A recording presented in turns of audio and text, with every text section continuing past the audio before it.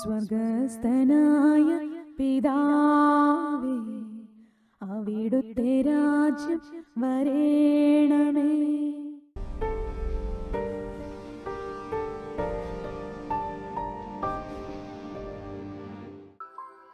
ആഗോള സഭയിൽ ordinary time 3rd week, 3ാമത്തെ ആഴ്ച ഓർഡിനറി ടൈമിലൂടെ കടന്നു പോകുമ്പോൾ ഇന്ന് വിശുദ്ധ കുർബാനയിലൂടെ പരിശുദ്ധാത്മാവ് നമ്മെ ഓർപ്പിക്കുന്നത് ഇന്ന് നമ്മളിലൂടെയാണ് ദൈവത്തിൻ്റെ പരിശുദ്ധാത്മാവ് പ്രവർത്തിക്കുന്നത് എന്നതാണ്. ഈശോ യോഹന്നാൻ 15 ഞാൻ സാക്ഷാൽ മുന്തിരിച്ചെടിയും നിങ്ങൾ ശാഖകളുമാണ്. ഇന്നലെ വൈകുന്നേരം നമ്മൾ സ്വാമിച്ചിലെ കൂട്ടായ്മയിൽ ആ ഒരു തീരുമാനമെടുത്ത് ചിന്തിക്കാനാണ്. ഞാൻ സാക്ഷാൽ മുന്തിരിച്ചെടിയും നിങ്ങൾ അതിൻ്റെ ശാഖകളുമാണ്. ആര് എന്നിലും ഞാൻ അവനിലും വസിക്കുന്നു, അവൻ ഏറെ ഫലം പുറപ്പെടുവിക്കും. എന്നിൽ വസിക്കാത്ത ശാഖകളൊക്കെയും ഉണങ്ങിപ്പോകും.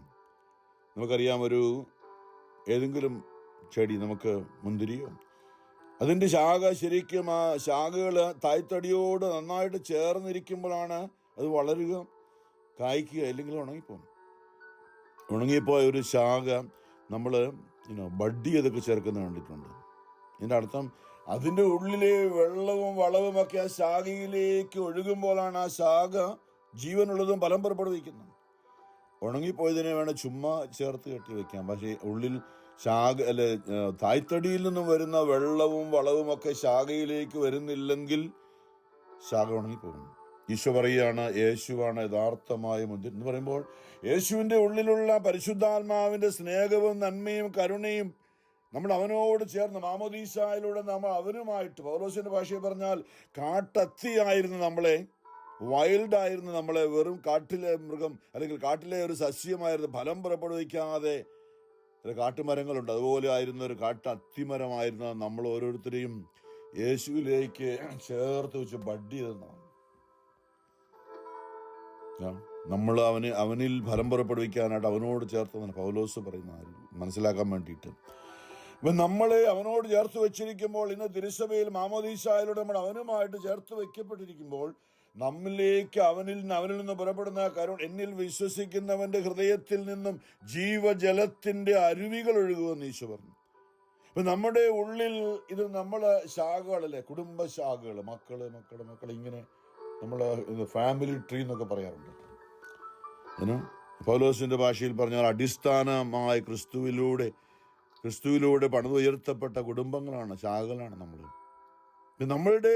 നമ്മുടെ കുടുംബങ്ങളിലൂടെ അനുഗ്രഹം പ്രാപിക്കുന്നത്, ഫലം പുറപ്പെടുവിക്കുന്നത് എന്ന് പറയുമ്പോൾ പരിശുദ്ധാത്മാവിന്റെ ഫലങ്ങളായ സ്നേഹവും ആനന്ദവും സമാധാനവും ക്ഷമയും ദയയും നന്മയും എളിമയും വിശ്വസ്തതയും ആത്മസംയമനവും ദൈവസ്നേഹം, പരിശുദ്ധാത്മാവിന്റെ ദാനങ്ങളായ ജ്ഞാനം, ബുദ്ധി, അറിവ്, ആലോചന, ദൈവഭയം, ദൈവഭക്തി, ദൈവസ്നേഹം, പരിശുദ്ധാത്മാവിന്റെ ഫലങ്ങളും ദാനങ്ങൾ അത് ക്രിസ്തുവിൽ നിന്ന് പുറപ്പെടുന്നതാണ്.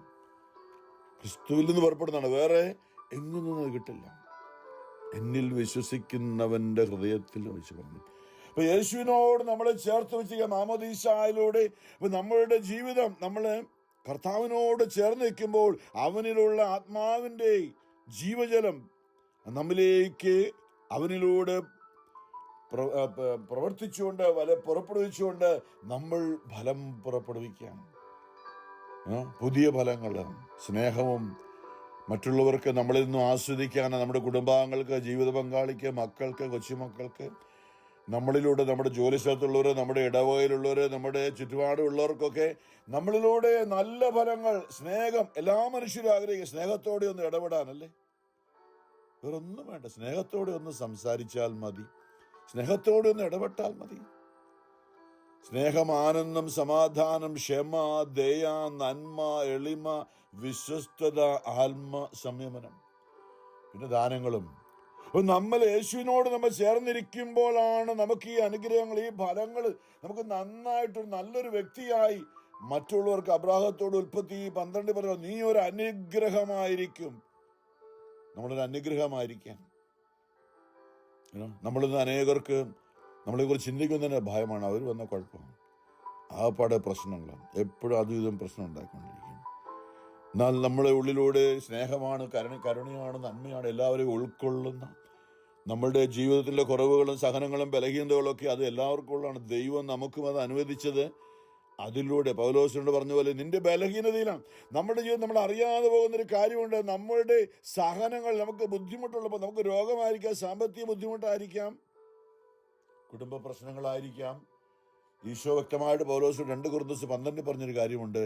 നിന്റെ ബലഹീനത, നീ രോഗിയായിരിക്കുമ്പോഴാണ്, നീ ദുഃഖത്തിലായിരിക്കുമ്പോഴാണ് ഞാൻ നിനക്കത് അനുവദിച്ചത്. എനിക്ക് നിന്നെ ഒന്ന് നല്ലതായിട്ട് സ്നേഹിക്കാൻ വേണ്ടിയിട്ടാണ്. കാരണം നീ എല്ലാം ഉണ്ടെങ്കിൽ നീ അഹങ്കരിക്കും. എല്ലാം ഉള്ളപ്പോൾ നീ ഞാനുമായിട്ട് യാതൊരു ബന്ധവുമില്ല. ഇപ്പൊ ദൈവം മനസ്സോടെയാണ്. തിന്മ നമ്മളെ പീഡിപ്പിക്കുമ്പോൾ, രോഗങ്ങളും സഹനങ്ങളും ഭാരങ്ങളും ഒക്കെ കൊണ്ടുവരുമ്പോൾ ദൈവം അത് അനുവദിക്കുന്നത്. നമ്മൾ ആ ഒരു അവസ്ഥയിലൂടെ കടന്നു പോകുമ്പോൾ ദൈവത്തെ വിളിക്കും, ദൈവത്തെ അന്വേഷിക്കും, ദൈവത്തെ കണ്ടെത്താനായിട്ട് നമ്മൾ ഫലം പുറപ്പെടുവിക്കുന്ന ജീവിതങ്ങളായി തീരുവാൻ വേണ്ടി മാത്രമാണ്. മനസ്സോടെ ദൈവം നമുക്ക് നമ്മുടെ കുടുംബത്തിൽ ജീവിതം എന്തുമാട്ടെ സഹനങ്ങളോ ദൈവം അനുവദിക്കുന്നു.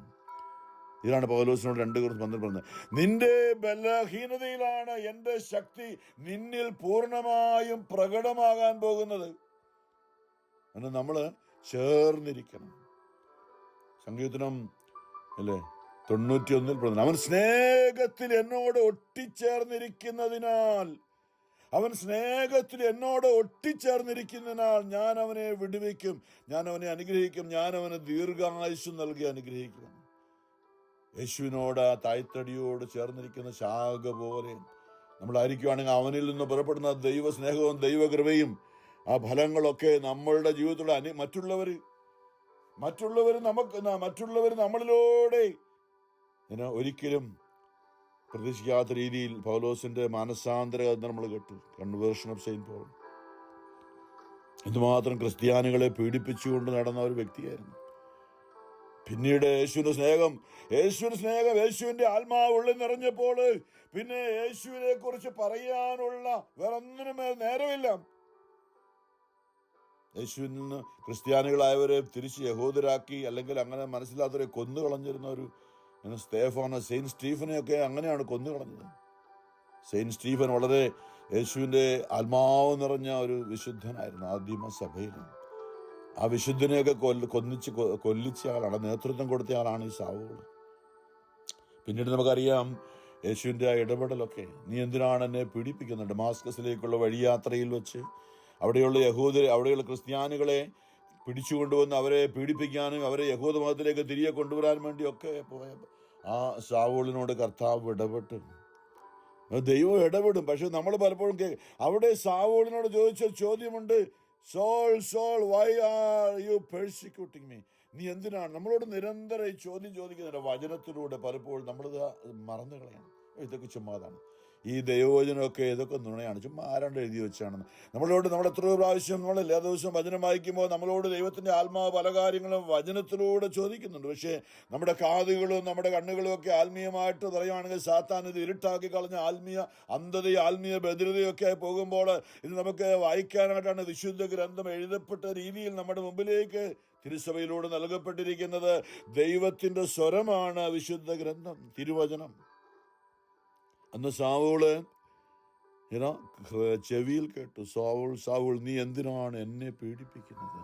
തിരിച്ചു ചോദിച്ചു, ആരാണ് കർത്താവേ നീ പീഡിപ്പിക്കുന്ന ക്രിസ്തുവാണ് ഞാൻ, വ്യക്തമായി വന്നു. അറിയാം, അവിടെ നിന്ന് കണ്ണു കാണാൻ മേലാതെ കൂട്ടുകാർ കൂടി ഡമാസ്കസിലേക്ക് കൈപിടിച്ച് നടത്തി.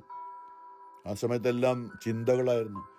ഞാൻ പീഡിപ്പിച്ച ക്രിസ്തു എന്നോട് ചോദിച്ച് എന്തിനാ എന്നെ പീഡിപ്പിച്ചത്? അദ്ദേഹത്തിൻ്റെ ഹൃദയം മാനസാന്തരം ജെറുസലേം ഡമാസ്കസിൻ്റെ ഒരാഴ്ച അവിടെ അനന്യാസ് കർത്താവ് നിയോഗിച്ചിട്ട് അവിടെ വന്നുകൊണ്ട് നമുക്കറിയാം കണ്ണുകൾ കാഴ്ച കിട്ടുന്നതും. പിന്നെ ജെറുസലേമിലേക്ക് തിരികെ വന്നപ്പോൾ അവിടെയുള്ളവർ ഇവനെ ഭയപ്പെട്ടു. കാരണം ഇവൻ കൊലപാതകിയാണ്, ക്രിസ്ത്യാനികളെ കൊന്നു അടക്കുന്നവനാണ്. അവരുടെ കൂടെ തിരികെ ജെറുസലേമിൽ വന്ന യേശുവിനെ കുറിച്ചൊക്കെ പറഞ്ഞപ്പോൾ അവർക്ക് വിശ്വാസമായില്ല. അതുകൊണ്ട് കുറേ നാൾ അവിടെ നിന്നിട്ട് അവിടുന്ന് പുറത്തിയാടി. ഈശോ പറഞ്ഞു, ഇനി പോകുക, അങ്ങ് ദൂരെ അറേബ്യയിലേക്ക് പോകുക, ആരും ഇല്ലാത്തടത്ത് എന്നെക്കുറിച്ച് പറയാനായി ഞാൻ നിന്നെ വിജാതിയുടെ അടുക്കിലേക്ക് അയക്കുന്നു എന്നൊക്കെ പറഞ്ഞുകൊണ്ട്. പലപ്പോഴും നമ്മൾ ചിന്തിച്ചാണ്, ഗലാത്യയിൽ വായിക്കുന്നുണ്ട്, 14 വർഷം ജെറുസലേമിൽ വന്നില്ല, അങ്ങ് ദൂരെ പോയി. യേശുവിനെ കുറിച്ച് കിട്ടിയ നല്ല ബോധ്യം, ഉള്ളിൻ്റെ ഉള്ളിൽ ആർക്കും കിട്ടാത്തൊരു ബോധ്യം. ഇത്രമാത്രം വേദനിപ്പിച്ച ഒരുവൻ എന്നോട് എന്തിനാണ് എന്നെ പീഡിപ്പിക്കുന്നത്, ഞാൻ എന്താണ് ചെയ്യേണ്ടത്? നീ ഡമാസ്കസിലേക്ക് പോകും, അവിടെ വെച്ച് നിനക്ക് വെളിപ്പെട്ട് കിട്ടും. അനന്യാസ് വന്ന് പറഞ്ഞ് അവിടെ ജ്ഞാനസ്നാനം സ്വീകരിച്ചുകൊണ്ട് യേശുവിൻ്റെ ഒരു ക്രിസ്ത്യാനിയായിട്ട് ഈ സാവുകൾ മാറി. പൗലോസ് അപ്പോസ്തലൻ അദ്ദേഹമാണ് പിന്നെ റോമർ 8 എഴുതി വെച്ചിരിക്കുന്നത്, കർത്താവായ യേശു ക്രിസ്തുവിനോടുള്ള ഈ സ്നേഹത്തിൽ നിന്ന് ആർക്ക് എന്തിന് എന്നെ നമ്മെ മാറ്റാൻ കഴിയും?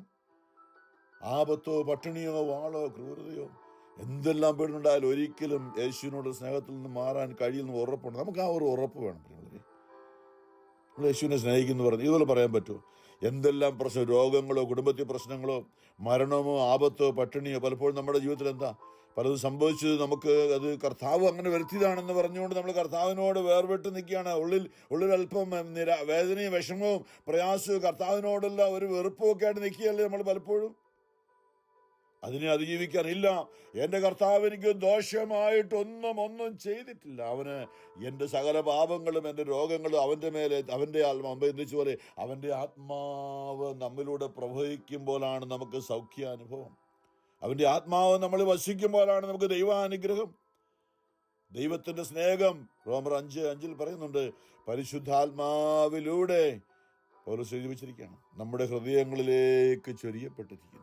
അപ്പോൾ പരിശുദ്ധാത്മാവാണ് തിരുസഭയിൽ പന്തക്കോസ്താ നാളിൽ വന്നിറഞ്ഞ പരിശുദ്ധാത്മാവ് നമ്മിലൂടെ, എന്നിലുള്ള പരിശുദ്ധാത്മ സ്നേഹം എൻ്റെ കുടുംബാംഗങ്ങളിലേക്ക്, എൻ്റെ ജീവിത പങ്കാളിയിലേക്ക്, എൻ്റെ മക്കളിലേക്ക്, എൻ്റെ മാതാപിതാക്കളിലേക്ക്, എൻ്റെ സഹോദരങ്ങളിലേക്ക് എന്നിലൂടെ കൃപയായി ഫലങ്ങളായി പുറപ്പെടുമ്പോൾ അവർക്കും ദൈവാനുഭവം ഉണ്ടാകുകയാണ്. ഇങ്ങനെയാണ് നമ്മൾ സൺഡേ സ്കൂളിലൊക്കെ ഇപ്പോൾ പഠിപ്പിക്കും, പല കാര്യങ്ങളും നിർബന്ധിച്ച് ബഹളം വെച്ചൊക്കെ പഠിപ്പിക്കും. പക്ഷെ അതുകൊണ്ട് വലിയ പ്രയോജനമില്ല.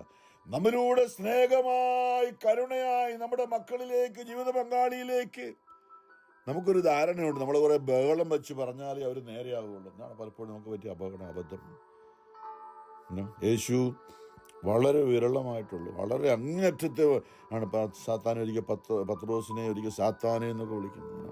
അത് കർത്താവിനറിയാം. അത് നിന്നോട് പല സമയത്ത് അവരെ ശകാരിക്കുന്നൊക്കെ ഉണ്ട്. പക്ഷേ പിന്നെ നോക്കി അവരുടെ കാല് പിടിക്കുകയാണ്, നമ്മുടെ കാല് പിടിക്കുകയാണ്. നമ്മളൊക്കെ നമ്മുടെ മക്കളോടൊക്കെ അങ്ങനെ ഇടപെടാൻ പറ്റുമോ? കാല് പിടിക്കണമെന്ന് ഞാൻ പറയുന്നില്ല. അവരോട് ആ ഒരു സ്നേഹത്തോടൊന്ന് ഇടപെടാനൊന്ന് കെട്ടിപ്പിടിക്കാനൊന്ന് ചുംബിക്കാൻ, നെറ്റിയിൽ മുകളിൽ എൻ്റെ മകനെ മകളെ നിനക്ക് പറഞ്ഞൊക്കെ ഒന്ന് മനഃപൂർവ്വമൊന്നുമില്ല ക്ഷമിക്കുന്നൊക്കെ പറയാനായിട്ട്. അവിടെയാണ് നമ്മളുടെ ജീവിതത്തിലൂടെ അനുഗ്രഹം, കൃപ, നമ്മുടെ ആത്മാവിലൂടെ പരിശുദ്ധാത്മാവിൻ്റെ ഫലങ്ങളായ സ്നേഹം, ആനന്ദം, സമാധാനം, ക്ഷമ, ദയ, നന്മ, എളിമ, വിശ്വസ്തത, ആത്മസംയമനം. ഇത് നമ്മൾ ഇടയ്ക്കൊക്കെ നമ്മൾ കുടുംബാംഗങ്ങളും ഭാര്യയും ഭർത്താവും മക്കളും ഒക്കെ ഇത് അന്യോന്യം ഒന്ന് ഏറ്റു പറയണം.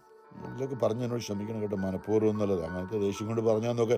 അവിടെ നമ്മളുടെ ഉള്ളിലൂടെ ദൈവസ്നേഹത്തിൻ്റെ പ്രവാഹം ഉണ്ടാകുമ്പോൾ അവർക്ക് മാനസാന്തരം, അവരിലേക്ക് ദൈവകൃപ. ഇന്ന് പരിശുദ്ധാത്മാവ് നമ്മളെ ഓർപ്പിക്കുന്നതാണ്. രണ്ടാമത്തെ വായന ഞാൻ ആദ്യം നിന്ന് വായിക്കണം. ആഗോളസഭയിൽ ഞായറാഴ്ച 2 വായനയുള്ളൊരു രണ്ടാമത്തെ വായനയിൽ പൗലോസ്ലീഹ എഴുതിയ ലേഖനത്തിൽ ഇങ്ങനെ പറയുകയാണ്. 1 കൊരിന്തോസ് 12 ഇങ്ങനെ പറയുകയാണ്. 12ാമത്തെ വചനത്തില് ശരീരം, നമ്മൾ കർത്താവിൻ്റെ ശരീരമാണെന്ന്, കാരണം നമ്മൾ അവനിലാണെന്ന് ജീവിക്കുന്നത്.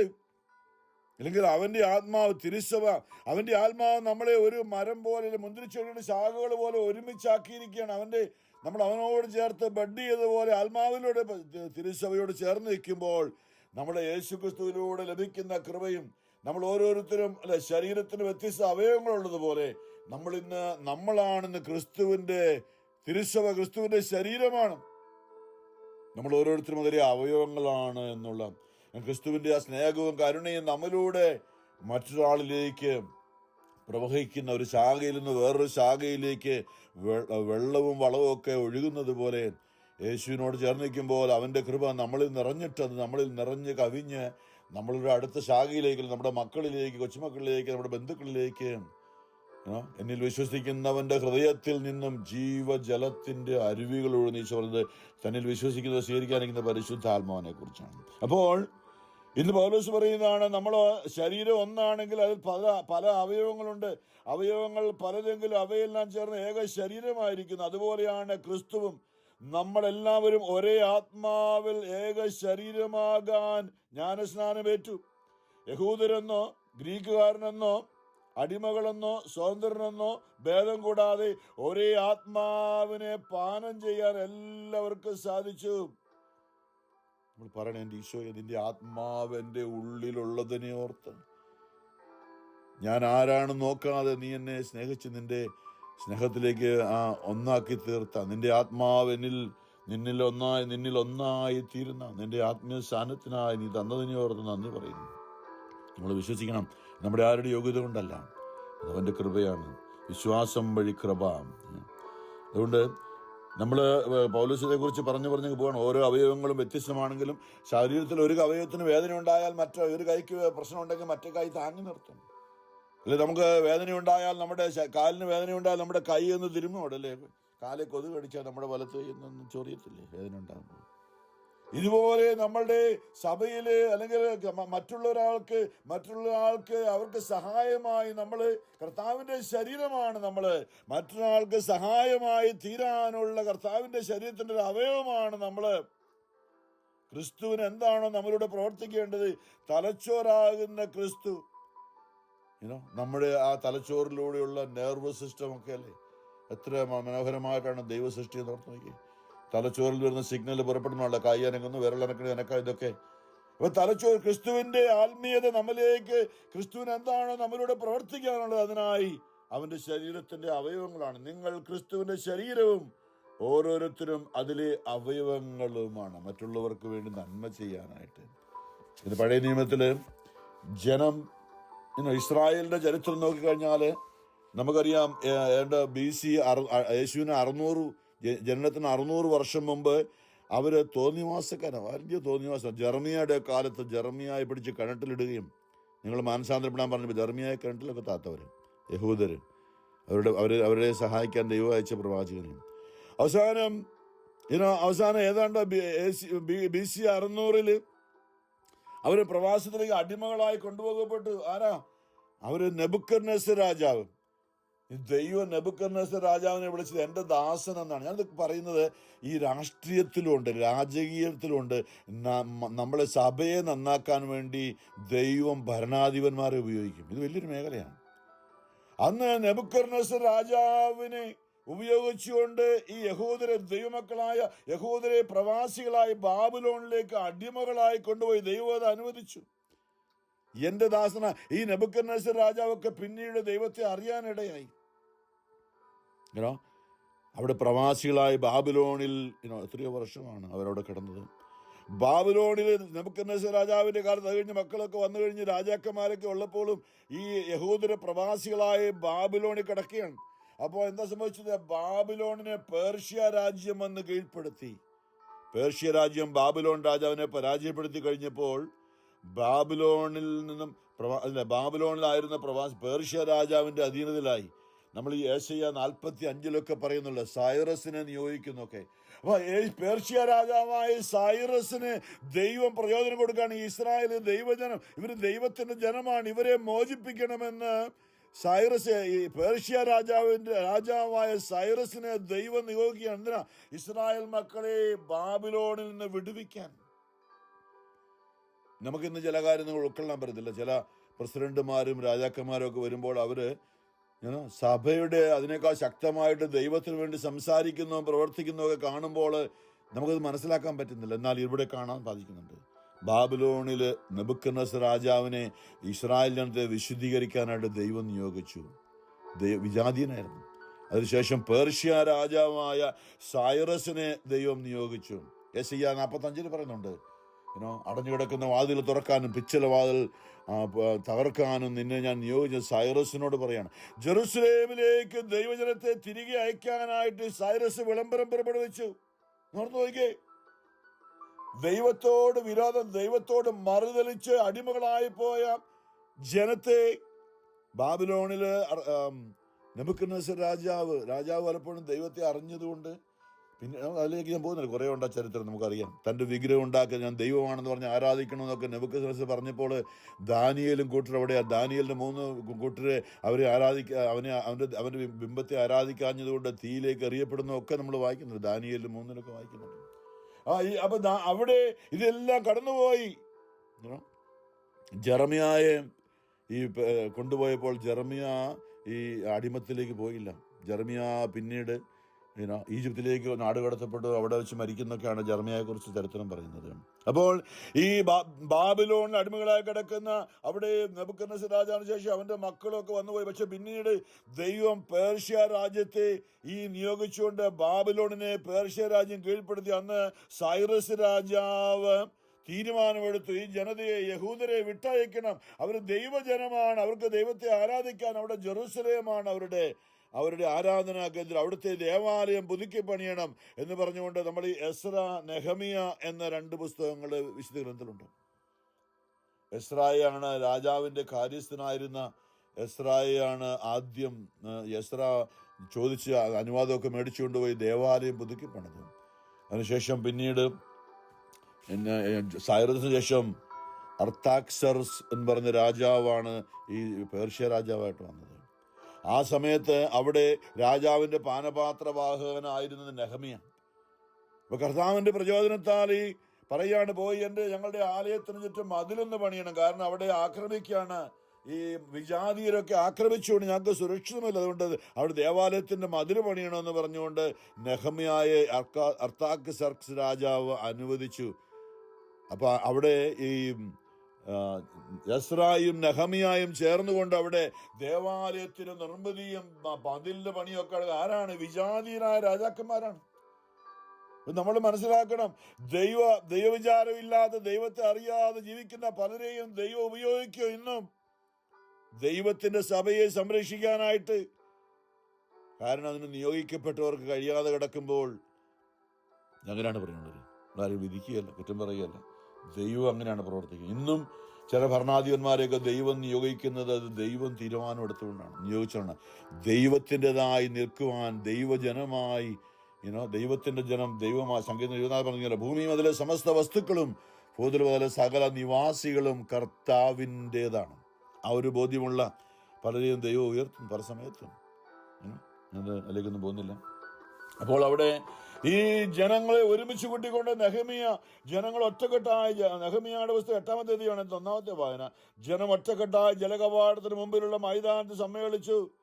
കർത്താവ് ഇസ്രായേലിന് നൽകിയ മോശയുടെ നിയമഗ്രന്ഥം കൊണ്ടുവരാൻ അവർ നിയമജ്ഞനായ ഇസ്രായേൽ ആവശ്യം എന്ന് പറഞ്ഞാൽ ഈ ദൈവം കൊടുത്ത നിയമത്തിലേക്ക് നമ്മളോട് ഇന്ന് പറയുന്നത് ദൈവിക നിയമങ്ങൾ. ഇന്നലെയൊക്കെ ചിന്തിക്കും, എല്ലാ 10 കൽപ്പനകളെ ഒന്ന് ചുരുക്കി ദൈവത്തെ സ്നേഹിക്കുക, മറ്റുള്ള നിന്റെ സഹോദരനെയോ സഹോദരിയോ അല്ലെങ്കിൽ മറ്റുള്ളവരെ നിന്നെ പോലെ തന്നെ കരുതുക, സ്നേഹിക്കുക എന്നുള്ള ആ ഒരു കൽപ്പനയിലേക്ക് തിരികെ വരുവാനായിട്ട് ഇന്ന് നമ്മളെ ദൈവം വിളിക്കുകയാണ്. നമ്മുടെ ജീവിതം നമ്മൾ ദൈവമക്കളായി തീരുവാനായിട്ട്, അനുഗ്രഹം പ്രാപിക്കുവാൻ, ദൈവസ്നേഹവും പരസ്നേഹവും കൊണ്ട് നിറയുവാനായിട്ട്. അന്ന് ഈ നിയമഗ്രന്ഥം വായിച്ചുകൊണ്ട് അന്ന് പുരോഹിതനായ എസ്രായും നിയമജ്ഞനായ നെഹമ്യായും കൂടെ ജനങ്ങളെ ഉദ്ബോധിപ്പിക്കുകയാണ്. അവിടെയും നിയമം വായിച്ച് 9-ാമത്തെ വചനം, നിയമം വായിച്ചു കേട്ടു ജനം കരഞ്ഞു. നമ്മൾ ഒരുമിച്ച് കൂടും പല കൂട്ടായ്മകളിലും. ഇത് നല്ലൊരു കൂട്ടായ്മയായിരുന്നല്ലേ, ഞങ്ങൾ വൈകുന്നേരം ഒന്നിച്ചുകൂടി വെസ്റ്റ് പാം ബീച്ചിൽ. നമ്മുടെ ഹൃദയം ജ്വലിക്കുന്ന ദൈവസ്നേഹത്താൽ ജ്വലിച്ചുകൊണ്ട് അനേകർക്ക് വേണ്ടി പ്രാർത്ഥിക്കുവാനുള്ള നിയമം വായിച്ചു കേട്ടു ജനം കരഞ്ഞു. അപ്പോൾ ദേശാധിപനായ നെഹമ്യായും പുരോഹിതനും നിയമജ്ഞനായ എസ്രായും ജനത്തെ പഠിപ്പിച്ച ലേവ്യരും അവരോട് പറഞ്ഞു, നിങ്ങളുടെ ദൈവമായ കർത്താവിന് ദിവസം വിശുദ്ധമാണ്, എന്നാൽ ദുഃഖിക്കുകയോ കരയുകയോ അരുത്.